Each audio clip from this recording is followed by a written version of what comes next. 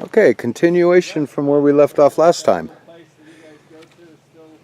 The last thing we were just talking about, we had the big board on this machine digging into the word here. We did the letters aleph-bet, gimel, dalet, hey, vav, zayin, het, tet, yod. Ran out of tape, so we're going to do the other half here. But letter kaf, if aleph is the prefix letter of I will do this, the letter kaf, if it's at the end of this 11-letter word, aleph through kaf, it would mean you or yours, or essentially, I'm going to do this. This is my, remember if it ends with a yod, that means my, and that's the 10th letter. So this is my, which is for you, which is yours. So I could choose then to see the aleph-bet as the first 10 letters as the author of the aleph-bet, represented by the aleph, as saying, I'm going to do this for you. If you take the letter kaf as a prefix of the next set of letters, it can mean like. But there's another way to dig in here and push these things around. Let's go over to the bulldozer and push around a little bit heavier stuff. I gave you the easy stuff just then. Was that intentional, Eric? Of course. That's mine, David. Oh, go ahead. So here, just to reiterate, I, who am the maker of the heavens and earth, will give myself a foot to go down to the walk of the earth, to reveal to man the set-apart kingdom, by which once you enter, you are sealed and now possessed by the owner who is the maker of the heavens and the earth. And this man who will come down to, I'm reading it backwards, this, remember the word this is spelled zayin hey or zayin alef-tav. Both those spellings are the word this, so it's this letter, zayin, is really pointing fingers and exclamation points. This man reveals the door, well, he claimed to be the door, by which to gimel or return to the house of the Father, which is a picture of the prodigal son story in the New Testament and the story of Ephraim in Jeremiah 31. They both parallel. And here's the letter kaf, so you could say this means my, if it's the suffix of this meaning I will. So I'm suggesting that this is one whole chunk of a concept that we covered in the last video. So this one can mean all this for you to do what? But if it's the prefix letter, it means like. And then there's this lamed, mem, nun. And then the other letters are samek, ayin, pei, zadi, kuf, resh, shin, tav. So what I was doing up here is I said I could read each letter individually, which I showed you, and then you could read these three letters as baged, BGD, meaning concealed in disguise. Hey vav zayin, meaning, hey, look at this man and what we did to him, adorning him with weapons, which is what Pilate said about Yeshua, the crucifixion event. And then het tet yod, which means my sin, my guilt offering, I incurred guilt, or this sin offering incurred my guilt to cleanse me, decontaminate me, so that I can find favor. That's literally what the word spelled het tet yod means. So now what we're doing is looking at words that are spelled in the natural sequence. So I can say, well, what is the word that's spelled yod kaf lamed mem? It means to have capacity, to prevail, to contain it all. What is the word? Yod kaf lamed mem. Yeah, how does it sound? Sorry. This is like our letter Y, K, L, M. Kalam. So in Hebrew, the way to break this down is that these letters kaf lamed literally mean all, or every, or each. It's the totality, totally. Okay. And this word with the yod in it, yod kaf lamed, lamed mem is a suffix, kind of means there. You can have kaf mem meaning, if mem at the end of a word is like this plural, so kind of can mean them, sometimes tav mem, or if it's kaf mem, it's translated like you for the plural, like y'all. But here it's kind of like their what? This word spelled yod kaf lamed literally means capacity, prevail, contain it all. It's basically success. So there's something about he will succeed, or he has given all this for you To prevail. to succeed and prevail. The interesting thing, just as if you took the yod off and just have kaf lamed mem, that word is where we get the word calamity or calm, which is to say everything is stopped. In fact, it means to be put to shame, disgraced. So now I can say, well, wait a minute. There's two ways to read this. If I say that this whole aleph-betic sequence is referring to Yahusha, HaMashiach, that he was the one come down from heaven to earth, wrapped up in the flesh of the dust of the earth to be in the flesh of a man who would then have that flesh ripped off and thrown into a tomb, round rock rolled in front and sealed. But he will prevail and accomplish the matter. That's one way to read this. And if you take away this letter, he will be disgraced and put to shame. So where's the message? This letter yod is a working hand, and if we could say, well, gee, if you put your hand to kaf lamed, what's kaf lamed? Well, I suggest, which is another part of the erectology teaching, which people can look at, that kaf and lamed literally represent the Torah, the instructions of the Torah. So you put your hand to doing all the instructions of the Torah, you can contain it all, prevail, have capacity to succeed. And if you don't put your hand to it, everything stops and you're put to shame. So I'm showing you a couple different ways, that's 3 or 4 different ways just to read these letters. So I'm trying to look at reading these letters in their group. Now, the other thing I suggest is that if this is the infinite realm coming to the earth, which is Aretz, the place where I will run, the place where I will put my feet, the place for my gimel to run the course, and this is the crucifixion event, then this is inside the tomb somewhere. So he said that he would be in the belly of the earth, hidden underground in the tomb for 3 days and 3 nights. Now I've heard it said, I was taught since a little kid, them crazy Jews, you know, even if you're 1 minute on Friday before sunset, like right now, this counts as a whole day. So if he was crucified on Friday afternoon, like right now, we've probably got, 15 minutes before that sun hits that ridge, so we got 15 minutes of this day, and so anything you do counts as a full day. And then when he arose early Sunday morning, well, that counts as a full day, so that must have been Friday, Saturday, Sunday, 3 days and 3 nights. It's not 3 days and 3 nights. It would have been Wednesday, rising Saturday night. That's a different matter, but I'm just saying 3 days and 3 nights is a key. So here's the thing. If this is the crucifixion, then there's something about this grouping of kaf lamed, which I'm suggesting, kaf lamed represents the Torah. Another part of the teaching I'm not going to go into. Mem nun is a word where you get the word manna, M-A-N-N-A, which means what? Where? It's a question like, what? When the manna came up, they said, what is this stuff? Where did this come from?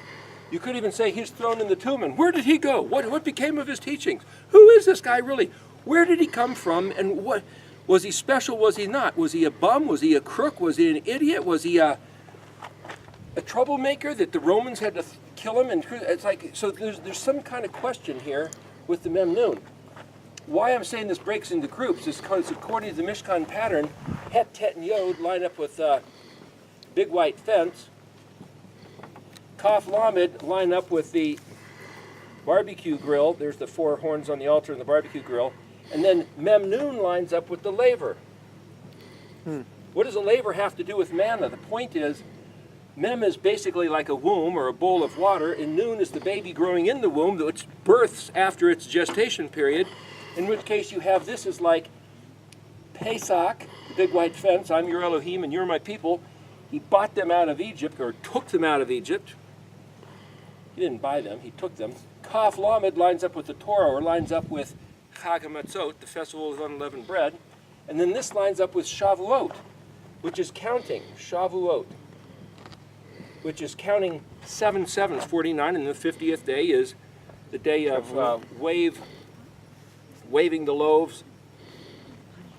So this thing which is put into some kind of a container where something else then jumps out. They say Nun is a fish and Mem is water, fish jumping out of water. The point is, if we are to enter his kingdom and learn his Torah, this kaf almost looks like lines of a field of furrows where you're hoeing, and this lamed looks like a hoe, a shepherd's staff. It literally, the word lamed means teach and learn. So Talmud means the teachings that you teach, like in books and sermons and songs. And the Talmudim were known as the disciples in the New Testament. The word disciple comes from discipline, which is those who rigorously attend themselves to teach and learn the instructions. So Talmud is not a bad word, it's a scriptural word. The point is, if the barbecue grill is like lines, like a field, furrows where you plant the seed, what's the seed? His word. So his word, which is planted, the seed planted in a womb nurtures and grows into another life. So that's this picture of Mem Nun. So isn't Memnoon also a picture of him resurrecting? Well, kind of, sort of, but there's different ways to read these. I'm trying to show you a few different tracks. I'm going to lump all these three, Samak, Ayin, Pei, together. So what I'm saying is that if this Het Tet Yod lines up with the big white fence, and Kaf Lamed with the barbecue grill, and Mem Nun with the laver, now you've got inside the Kadosh place, the holy place, the set-apart place. And you have the menorah. There's a rectangular table with 2 stacks of bread on it, lining up with the ayin. And then you had the altar of incense, a square thing with the incense burning. I'm saying that lines up with the pei. So I'm saying then this lines up with unleavened bread and Shavuot, and this would be Yom Teruah, Yom Kippur, and Sukkot. And then this Zadi would line up with Shemini Atzeret, which is today. Today. 2017. And people say, well, what does that mean? The number 8 is Shemin. Shemin, 8. It's also the word for oil. It's also the word to count and evaluate the worth of something. It also being like oil or grease or fat or that which is stout and something of good substance. Atzeret, atzer, literally means to stop or restrict or constrain. So it's the day to stop working and have another meeting. So the 7 festivals would be Pesach, Chag HaMatzot, Shavuot, which is one 50-day festival of counting Mem Nun. That's a gestation incubation period of pregnancy from conception to birth. 50 days, Mem Nun. And then you get festival 4, 5, 6, and 7. So the 7th festival is called the 8th stop. It's all a play on words. We do more research, other videos were about that. But what I'm saying is, if we're reading these letters as groups of things, and manna means, where is this? Mana can also mean counting, like counting 50 days. It's the word for where you get to establish a rhythm, like a numerator, perhaps. Really quickly, can you go? You mentioned gestation and birth. Yeah. And then I thought you tied that to the 50 days, or is it just the letters only? I'm saying that the 50 days represented by the letters Mem Nun is not only Shavuot, but it's a picture of conception, gestation, and birth. Got it. It lines up with day 3. This is day 1, separating light from dark. Day 2, separating water from water in Genesis 1. Day 3, where he separated water from earth, water from land, and then he put plants, which would be seeds, into the soil. And remember, the soil is the Aretz, where he came to walk. There's a, boy, we could go so many different directions. Let me stay on this track. Samek ayin pei, if you want to read it as a word, it means to divide or to separate. It's actually literally a picture of this menorah or the samek, which is like a manifold. Like if you have an engine and you have coming out of the different cylinders a header, and it comes back here to one tube and it goes out to the exhaust. This separating or going the other direction is literally what the word spelled samek ayin pei means, to distribute. Divide, separate, distribute. The menorah is shaped like a vine and branches. Yeshua claimed to be the vine and us the branches. If you read in the book of Revelation to talk about these 7 kahalim, assemblies, churches, and each one of them was given something to do. That's like a picture of the menorah, and on day 4 he put sun, moon, and stars in the sky. Each one of the constellation groups in their houses, in their times, in their seasons. The word is moedim. So you have the sun to rule the day, the moon to rule the night, so there's a matter of jurisdictions. Like they say, you know, grow where you're planted. That tree didn't decide. Somebody planted something there, and the tree just does the best of it can where it's planted. So there's something about, he's the vine, we're the branches. That's this picture, that's this model. This is an ayin, but it also looks like a fruit with a seed in it. So that is what's grown here. If we're the branches, we're supposed to bear fruit, which is righteousness, fruits of the Spirit, Galatians 5:22. There's this fruit inspection, and it's typified in a lot of my talks by a scale, which is to say the fruit is put in the scales, and the measure you use is going to be measured back to you. So this is what you do, and this is what's coming back. He returns the man's way upon his own head. So there's these themes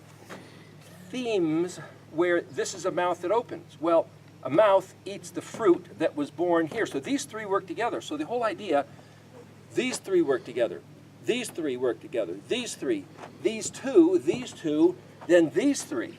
And then this one lining up with Shemini Atzeret, it's the place of the Ark of the Covenant, which I draw with a box with these wings of the Melachim, the angels over the top. It's all by itself in its own place. So it's just one. And then these work together is a unit. This letter kuf means after this. It also, the word kom, or like kumi, is to arise, or to dig a hole and plant something in so it stands up like a post of a fence or a column. Resh Shin Tav is the word net, trap, or snare.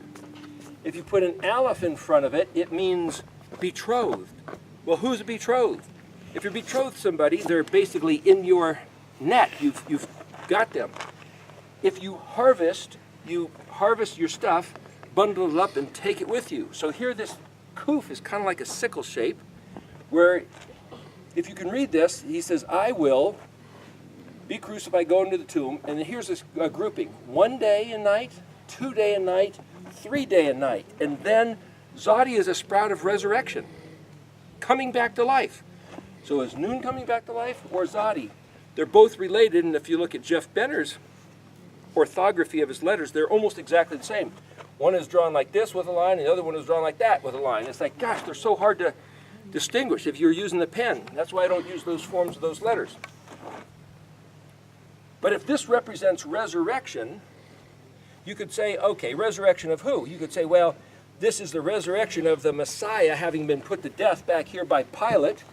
Or you could say, wait a minute, this aleph-bet is not just about the Messiah, it's about Israel. I'm suggesting that there's a verse that says something, after 2 days he'll bring you back, and the third day, how does that go? Which verse are you talking about? After 2 days he will revive us, and on the third day we shall live in his sight. Okay, here, after 2 days he will revive us, throws us into the third day, and after the third day we will live in his sight. I'm saying that you can take these verses and apply them to these concepts. The point is, if after he resurrected Yeshua, 40 days later, he ascended. Kuf is like ascending, disappearing into the clouds. So here's like this shape of the kuf, this line, which is this vertical. That's like him going from the earth, rising up, and then here's this big sweeping like up into the clouds. And when the disciples, the Talmudim, were looking at that, the Malachim, the angels showed up and they said, hey, what are you looking at? Like, what do you mean, what are we looking at? This guy that just rose from the dead floated up in the sky? What would you be looking at? He said, well, he's coming back. In so like here's manner. like gathering his hosts from the heavens. He's coming back down to the earth. They say he's coming back the same way he disappeared. So Kuf is a picture of not only the ascension after he resurrected and came back to life, but also when he comes back, Resh, as an individual letter, is head, like dignity, like, hey, there's the mountaintop, there's the chief, but it's also basis, origin, foundation. So it's the summit and the Base. the base that you're set on. Sheen is teeth and fire, which speaks of consuming. It's the monogram of El Shaddai, meaning the one letter put in a mezuzah on the door is that letter because it is the first letter of the word Shaddai, translated Almighty. So the Sheen is, you might say, the one letter referencing the Almighty, speaking of teeth and fire, but also speaking of nursing an infant, providing all the resources that infant needs. Same letter. And Tav is the sign of the covenant. So you could say, when he comes back, he will be in his majesty, seen as El Shaddai, destroying his enemies and providing all benefits to those who are his people, thus fulfilling the covenant, hitting the target that he originated back here at Aleph when he set the arrow into motion, flying to The target down here. So I've tried to show you that these three words could be read as a word. If you look at aleph or ayin pei as a word, it's the word for bird, uf, or ayin vav pei, but also wing. And a wing is what separates and divides with its feathers. This samik almost looks like you could have a vav with two hays like wings. The vav is the man, is the central connector, and the two hays like wings, like two sides of the samik, two sides of the menorah, which is the picture. If you put a yod there in front, that's like yod hey vav hey. That yod can be a prefix, meaning he causes it to exist. So what I'm saying is that even in these pictures, the pictographs, the orthography of the letters, you can say, who causes what to exist? If he's the vine and we're the branches, then yod hey vav hey is a picture of, as it were, two houses, two wings, the double witness of Yeshua's glory being expressed, which is righteousness through his people, both houses. Some people don't know about the two houses. You read in Jeremiah 4, it talks about that. Some people think it's all one house or two houses. That's another subject. I'm just bringing it up and saying it's pictographically rendered in the samik, the yod hey vav hey, and in the meaning of the word samik ayin pei, which lines up with the covered place. And Malachi, or Micah, what is it, 6:4? He has shown you a man what is good and what's required of you. Do justly, love mercy, walk humbly with your Elohim. This also lines up with when you first come in, you choose life. Moses said, I put before you life and death. Choose life. Coming into the fence is just choose life. Then learn the Torah instructions. Then take it to heart, like the seed planted within you, which is now a feminine consideration, where you nurture this thing and actually you become the new life that's within you. This old man is the one that is the mem, as it were, that's harboring the seed, which is becoming the new man unto eternity, which is the one that ends up resurrecting at the Zadi. But the process of what do you do with all this information is samik ayin pei. Do justly, love mercy, walk humbly with your Elohim. And there's something about dividing, separating, and distributing which throws us back into the picture of a vine and branches, which throws us into the picture of Yeshua walking amongst the candlesticks. But there's 7 candlesticks on a menorah. So instead of saying he's walking among 7 candlesticks in Revelation, it might be one menorah with 7 branches, and he's talking about each one of these branches being one of these churches or assemblies, and he's saying if you don't produce fruit, I'm going to cut you off and throw you into the fire.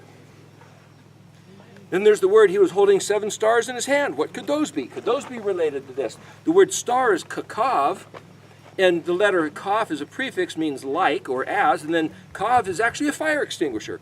So 7 stars are like, I'm holding 7 fire extinguishers? What does that mean?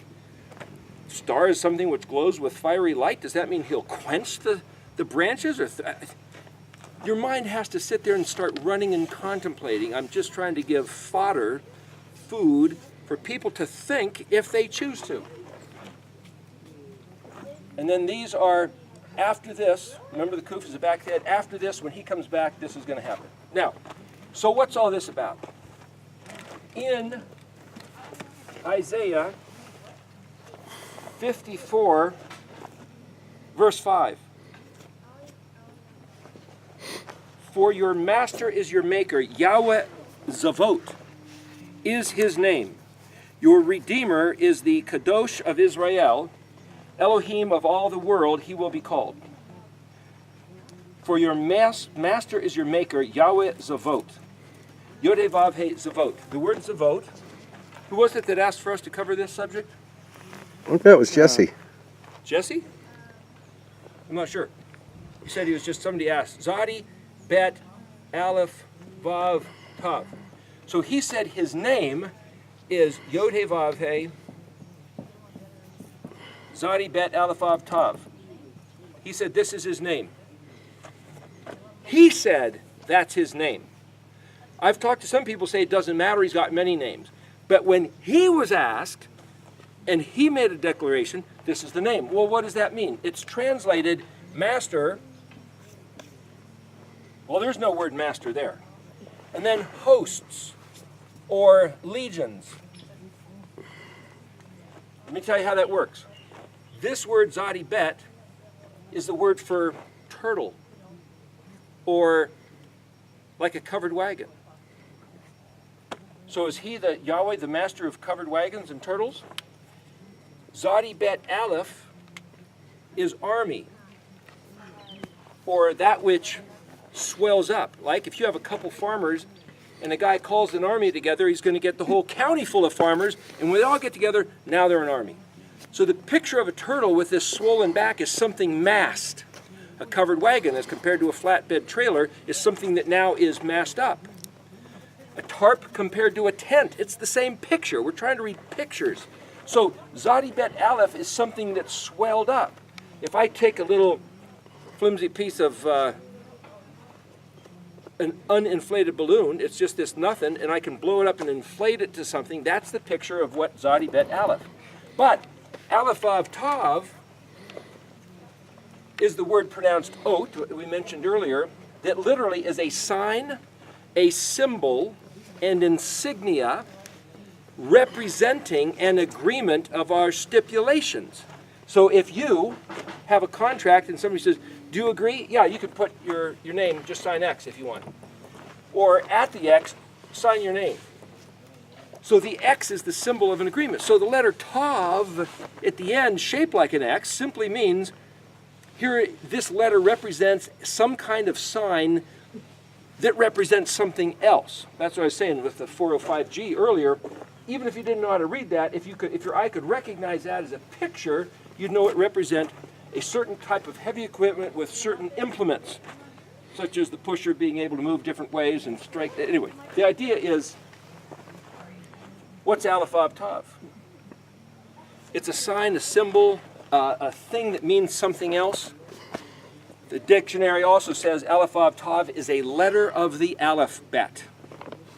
A letter of the Hebrew aleph-bet, or of any aleph-bet, is an aleph-tav. I mean, any number.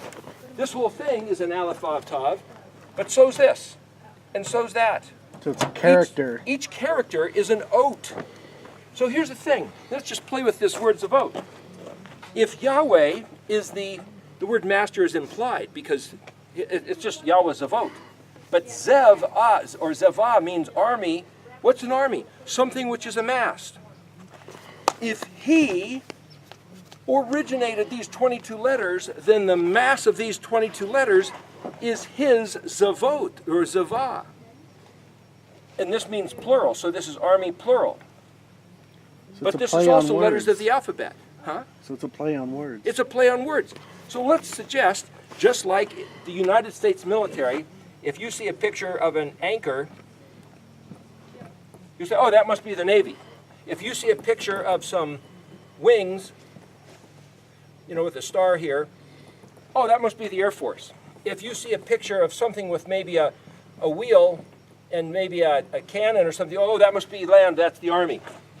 What I'm saying is, an insignia representing an entire army seems to be what he's talking about, and yet the insignias are the letters of the alphabet. So you could read this, that every one of these letters represented one of the combative, what would you call them, forces?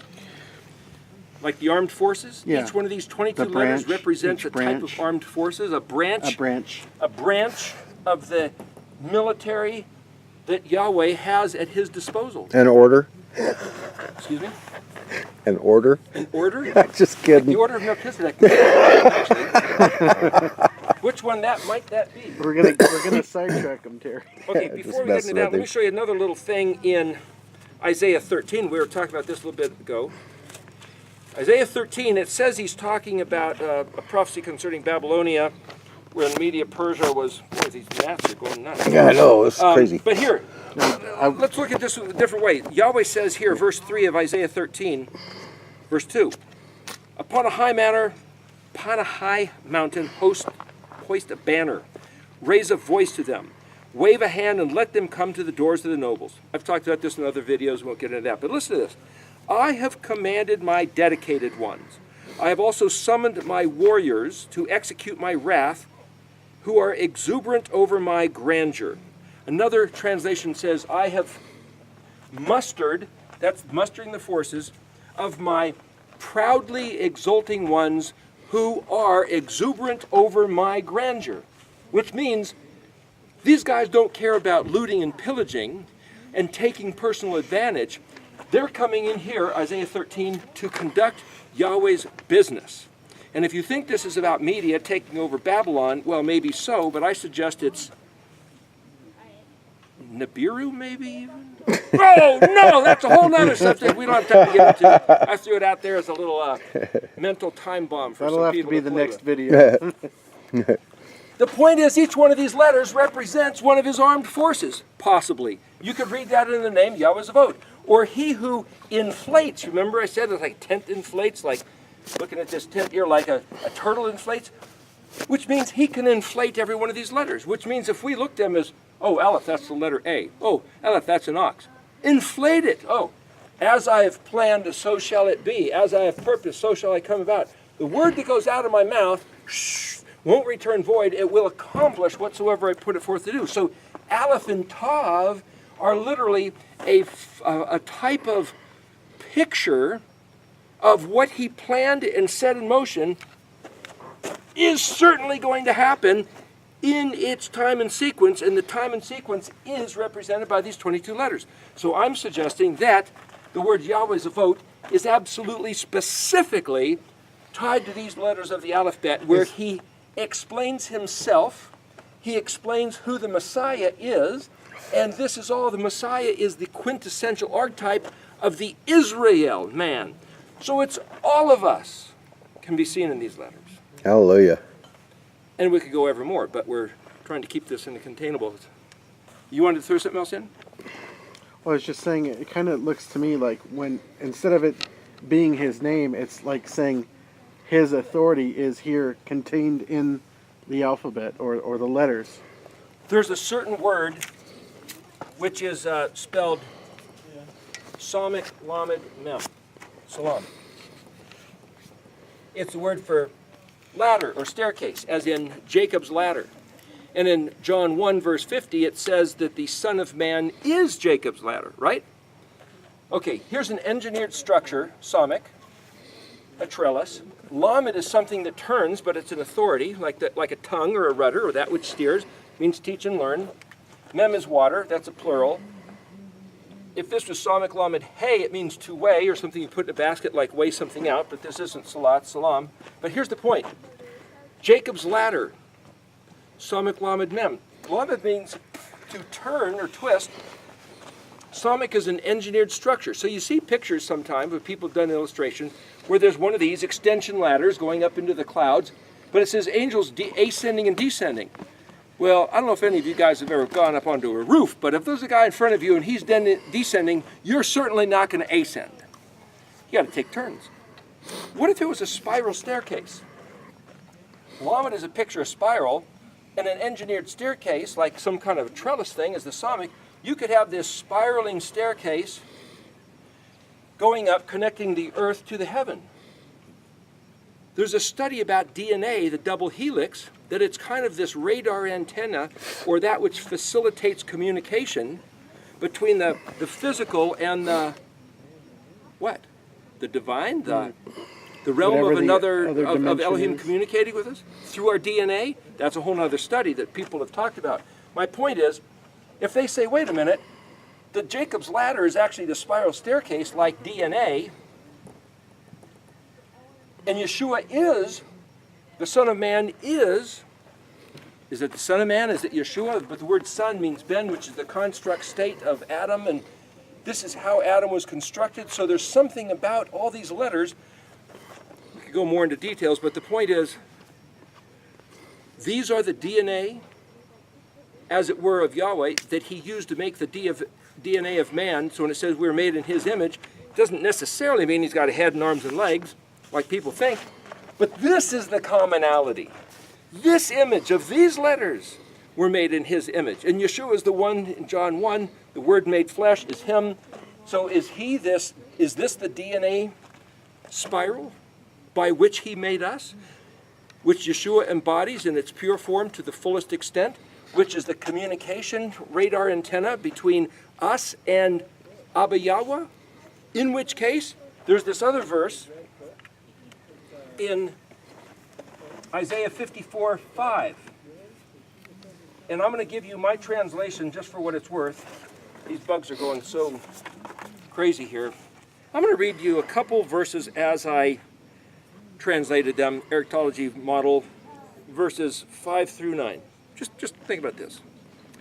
So your husband, your master, your maker, he who wrought you, the one who made you, like you'd make wrought iron, Yahweh Zavot, his name, admiral of armed forces, as it were, 22 dimensions of operations of military disclosed to us. These are the only 22 he disclosed to us. And your Redeemer, betrothed to Israel. The Holy One of Israel, the word kadosh also means betrothed. Think about this. The admiral of the military forces of the universe in 22 different dimensions, the one who made you is betrothed to you. Supreme authority throughout the entire earth. And then there's this word. He calls, sends out invitation to gather together and learn to read. That's what this says. The word is kra, as in Vayikra, Leviticus. The word kra means send out an invitation to gather together to come learn how to read. This video is going up to accomplish that task, inviting you guys watching this to learn how to read Hebrew. This is all about showing you how to read Hebrew, though you might be illiterate. Here at Sukkot, going over and over all these different things, casual discourse, but it's all about answering his call to gather together, meet with him at the Moedim and learn how to read. Next verse, verse 6. Just like a burned down, abandoned house, a deserted wife, vexed of spirit, a sorrowed soul, you are being summoned. Yahweh calls you to study, learn to read. He reaches out to show you something after all that's happened. Be the wife who arouses her husband to stay. He's talking here metaphorically about Israel. He was disgusted with his people for them turning away to other deities and other messages other than this message. And he's saying, let me tell you how to come back and get my attention. Be the wife who arouses her husband to stay, incited to pay attention, although abhorred and rejected by him. He said, we were abhorred in his sight and were rejected by him. That's what the scripture says. Declares your Elohim, the one who always turns to consider you. He said, I will always look in your direction every time. We discussed that before, the word ayin vav dalet, repeatedly and forcefully, again and again. I will always choose Israel. I will always look back to Israel. No matter what happens, I'm always right there to listen if they just do what? Suddenly, verse 7, in the twinkling of an eye, whatever reason I deserted you doesn't matter. It's trivial, forgotten, insignificant. It's just Bit of your cuteness, what makes you so endearing. I so want to kibbutz with you. That's the word kibbutz. Now I'm blind to whatever that was. What does that word mean? Kibbutz means to gather together and group together like we're kibbutzing here at Sukkot. What I'm saying is it's all about learn to read his language. It'll suddenly turn his eyes back and say, what? Was there something that I was disturbed about? No, look, she's learning my language. That's the word vayikra. He says it twice in here. Verse 8, foaming wrath. This is what follows. Foaming wrath, flaring, violent, streaming anger. It's an outrage. My face masked, disarranged. I've been refuted, neutralized, impotent. When you change these letters, the meaning of these letters to another language, whether it's Greek or English or any other thing, somehow his face is being refuted. When you change the Sabbath day, represented by both the Zion and the Zadi, to another day, you've disarranged his face, because these letters are the face. That's another part of the word study, pei nun, but we talked about that before. What part of eternal loving kindness, forever your fortress of refuge, your compassionate, forgiving lover, is too far away from you, promising to bring you back, pick you up, turn it around, Yahweh, he will cause it to be. So this verse 8 says, somebody's lied to you about my face. Somebody's lied to you about my own personal words. Somebody has mistranslated what I said, and you think they're going to get away with it? They'll only get away with it as long as you let them. You come back to my words, you come back to me, my attitude of abhorring you will turn to, what was that all about? I'm nothing but in favor of you. And then he's going to smack down those enemies which twisted his face around, like this spiral DNA, distorted, genetically modified stuff. Verse 9, this is Yahweh speaking. I swear by my raised hand, whoever finds comfort in this aleph-tav oath, this Zion aleph-tav, this aleph-tav oath, aleph-tav, these letters, whoever finds comfort in this aleph-tav oath of mine, whoever affirms the authenticity, the validity of my sworn oath of 7. It almost sounds like the Melchizedek oath you were talking about in the last video, Terry. Storm the walls, testify, go after the kingdom. That's what this is all talking about. Repeatedly, forcefully, again, constantly, across the earth, truly, verily, I have sworn, blessing. The other side of the sine wave system. You know, a sine wave is this and then that, and it's like, he was this for a while, then he'll be that for a while. And he says, though I was angry with you for a moment, 2,730 years, he was only angry until we come back, and we come back through his language. This is the last words here. Your promotion, your ascent away from wrath and away from the curse, it's up to you. It's in your hand. It's in the language. It's all right here in the letters. Even if you don't know how to read word for word, you can use the dictionary, you can use the meanings of the letters, you can use the Moedim symbols of the Mishkan, the days of creation. They all overlap and correlate, and they all say the same message. Turn back to Yahweh as testified in his words, which is his sworn oath. Go back and keep the instructions of his Torah. Choose life. Keep the instructions of his Torah. Take them to heart with favor instead of bitterness. And then, like being the vine of him, the branch, us being the branches of him, the vine, just bear good fruit, which is righteousness, which as a community is shared by all, pay lining up with Sukkot, and the hope set before us is the restoration of Israel being the kingdom, which is a picture of Yeshua rising from the grave. And then as he walked around for 40 days, I believe that in the 7th millennium here, as the people talk about, that we're on the threshold of, I think what this is saying is that the same way Yeshua rose from the dead and walked around for 40 days before he went, when he comes back, it'll be after Israel comes back to life as the kingdom of Yahweh, as he always hoped it would, and we endure for a while, a season, being his betrothed, cleansed in white linen, and doing the stuff he said instead of bitterly complaining, making up doctrines that say we don't have to, we can't, we were never supposed to. Gee, let's change his name, his day, his face, and his moedim, the testimonies of his DNA. No! let's just do what he said. I think we're right in here. Somewhere we're right in here. Wake up, listen, Pezzotti, pizza. It means to detonate, explode. And it also means open mouth. Listen to what he said so we can sprout back to life, arise as his champion people, where he is our defender, and he will make our enemies sorry they were ever his enemies. That's the message in here. That's Yahweh's vote. That's the reason for making such a big deal again and again about the aleph-bet. Very good, Eric. Very I'm good. convinced.